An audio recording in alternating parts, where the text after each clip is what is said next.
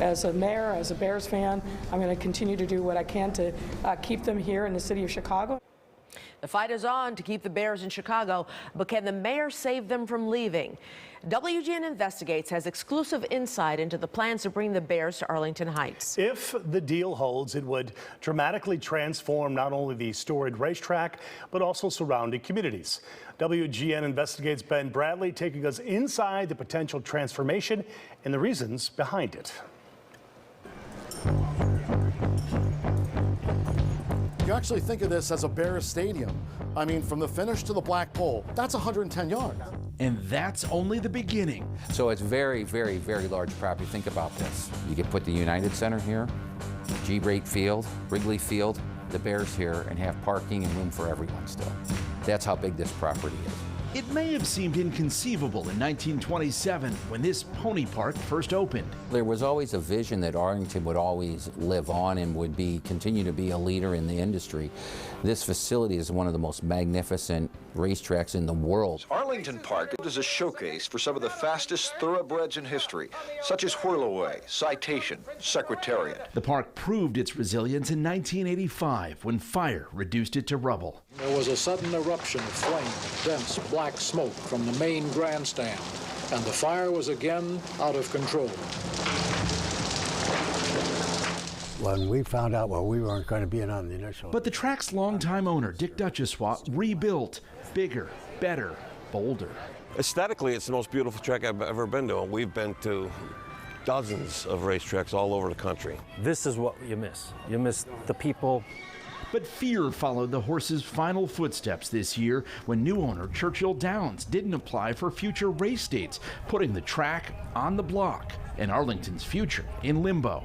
We're going to find a place to put some money down. You know what I mean? It's not going to be a problem. What always gets me here is the beautiful grounds, the flowers, the planting, and every year it's different, and I like seeing it.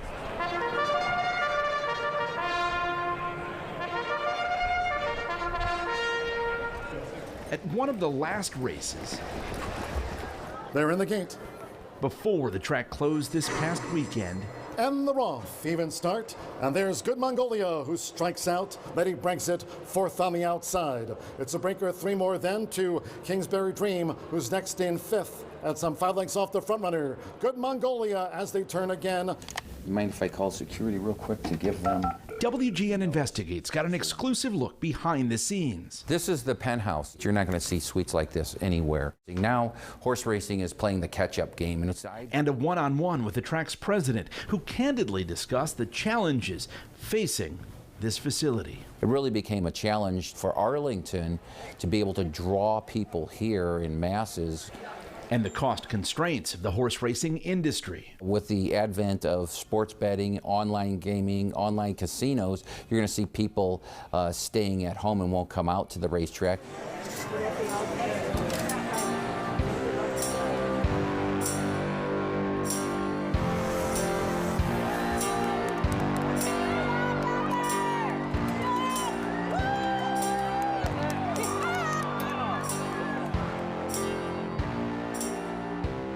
So we're going to try for the pick 8 today. To his point, the industry's main revenue driver, known as the handle, or the amount wagered on races, it's been declining for years, not only at Arlington, but also on thoroughbred and harness racing meets statewide. From a total of $1.1 billion in 2000 to $537 million last year. At the same time, costs keep climbing. It's a very labor-intensive, very high overhead operation.